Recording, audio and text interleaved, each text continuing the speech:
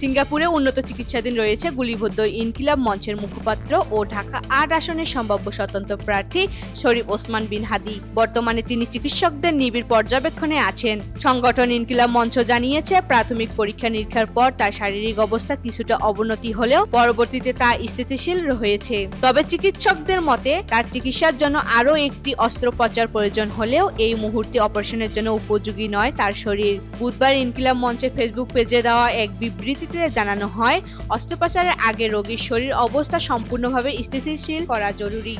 সে কারণে চিকিৎসকরা অপেক্ষার নীতি অনুসরণ করছেন। বিবৃতিতে আরও বলা হয়, প্রয়োজনীয় অস্ত্রোপচার সিঙ্গাপুর অথবা ইংল্যান্ডের যে কোনো এক স্থানে হতে পারে। চিকিৎসকদের মূল লক্ষ্য এখন শরীর ও মস্তিষ্কের মধ্যে কার্যকর সংযোগ পুনঃস্থাপন করা।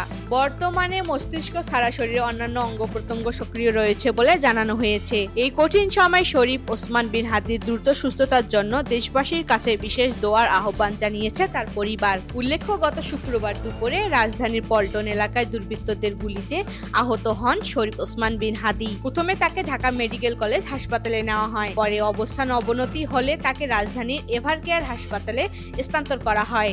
সেখানে চিকিৎসাধীন থাকার পর উন্নত চিকিৎসার জন্য অন্তর্বর্তী সরকার রোববার তাকে বিদেশে পাঠানোর সিদ্ধান্ত জানায়। সিদ্ধান্ত অনুযায়ী সোমবার এয়ার অ্যাম্বুলেন্সে করে তাকে সিঙ্গাপুরে পাঠানো হয়। সিঙ্গাপুরে পৌঁছানোর প্রায় 1 ঘন্টার মধ্যেই তাকে নিরাপদে সিঙ্গাপুর জেনারেল হাসপাতালে ভর্তি করা হয়।